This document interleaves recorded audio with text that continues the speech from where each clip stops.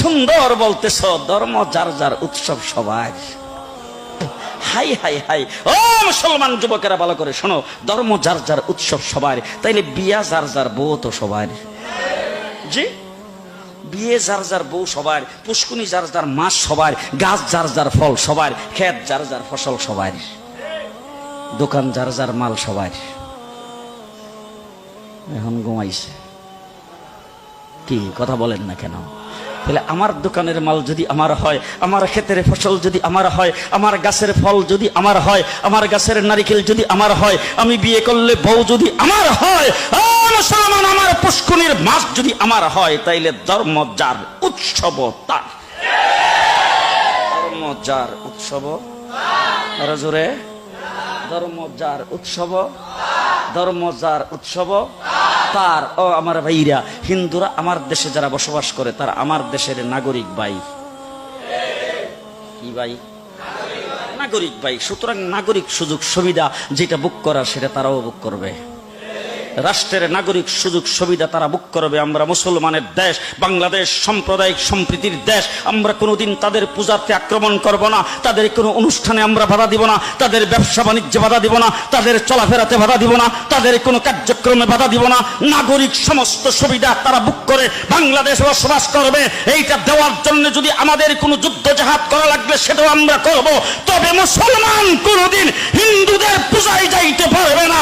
হিন্দু জীবন আমাদের কোনো পূজাই আসে না। ঠিক না বেঠিক? ঠিক না বেঠিক? হ্যাঁ মুসলমান, কি সুন্দর আমার দেশের মুসলমানদের ছেলেপেলাদের পর্যন্ত আজকে গায়ে রং লাগানো হচ্ছে। মুসলমানদের ছেলেপেলাদের ছেলে মেয়েদের গায়ে রং দেওয়া হচ্ছে। তার কারণটা কি বলে? ধর্ম যার যার উৎসব সবার। ধর্ম যার যার উৎসব সবার। তাইলে তুমি যখন উৎসব করলা ঈদের দিন, তোমার ঘরে সেমাই পাক হলো, কোন হিন্দুর ঘরে সেমাই কিনছে জীবনে? রাগ করতেছে? তোমার ঘরে যে তুমি সেমাই পাকাইলা ঈদের দিন হিসাবে, তোমার উৎসব হিসাবে, কোন মুসলমানের সেমাই পাক করা দেখা হিন্দু কোনদিন সেমাই পাক করছে? কথা দিয়ে আসতে কম করছে কোনদিন? তাইলে মুসলমান তুমি বুঝতে পারলাম না, তুমি কিভাবে বৈশাখ মাসের 1 তারিখে ইলিশ মাছ কিনলা?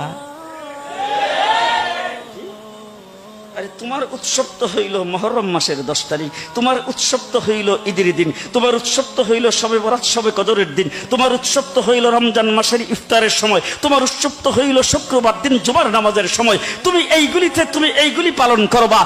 মুসলমান হিন্দুদের উৎসব হইল মুসলমান সেই বৈশাখ মাসের 1 তারিখ। হিন্দুর ঘরে ইলিশ মাছ পাক করে পান্তা ভাত দিয়ে ভাত খাইতে পারে, তুমি মুসলমান খাইতে পারো না। ঠিক না ঠিক? তুমি কিভাবে মুসলমান হইয়া তোমার কি একটু লজ্জাও করলো না? তোমার কি একটু লজ্জাও করলো না? মদিনার রাসূল কি বলতেছে? মুসলমানেরা বাংলাদেশের ধর্ম যার যার উৎসব সবার। তোমরা যদি এই কথা বলে থাকো, তাইলে আমি যদি এই স্লোগানটা দিতাম মক্কাতে, তো আমি প্রেসিডেন্ট হয়ে যাইতাম। কাফেররা আয়েশা তো রাসূলকে প্রস্তাব দিয়েছেন, ঠিক আছে আপনার ধর্ম আপনার জায়গায় থাক, আমাদের ধর্ম আমাদের জায়গায় থাক। সুতরাং একটা কাজ করেন, আপনি একদিন করবেন আর আমরা একদিন করব। আপনি একদিন ইসলামের কাজ করবেন, আমরা সবাই আপনার সাথে থাকবো, আর একদিন আমরা মূর্তিদের পূজা করবো, আপনি আমরা লগে থাকেন। কথা এইটুক যদি করেন তাহলে বিনা বুড়ে প্রেসিডেন্ট। ঘুমে ধরছে না কিটা? বিনা বুড়ে, আপনারা বুট দিয়ে বানাইতে হবে না, আবার রাত্রের বেলা বাক্স পরা লাগবে না, দিনের বেলা সেন্টারও দখল করা লাগবে না, এমনি আপনি প্রেসিডেন্ট। আল্লাহ রাসূল সাল্লাল্লাহু আলাইহি সাল্লাম তো তোমরা তোমাদেরটা নিয়ে থাকো।